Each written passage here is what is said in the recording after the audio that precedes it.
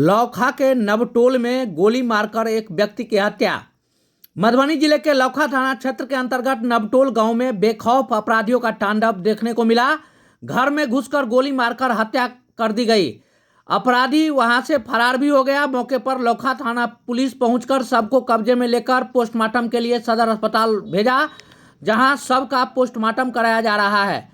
प्रत्यक्षदर्शियों के अनुसार घर में घुसकर गोली मारी गई है। आदमी छे। अच्छा। और आदमी रहले रोडे पर, दू आदमी ओठी से गेले आ एकरा में गोली मार देलकै आ सोझे दूरा पर से पश्चिमा थचौड़ी छै। गोली मार के भाग गया। हाँ। कहाँ के रहने वाले हैं आप लोग? हमरा तो लपटोली का थाना लोग मृतक का नाम क्या है? अधिका मृतक का नाम क्या है? जगन्नाथी कितना उम्र होगा जगन्नाथी शाह का? 55 कोई दुश्मनी भी था क्या? 20 साल। कोई दुश्मनी था? हाँ। कौन चीज के लेकर के?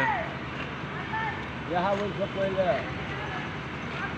10 दिन पहले रोका टोकी भेल रहे, केस भेल रहे। आपका क्या नाम है? आप कौन लगते हैं उनके?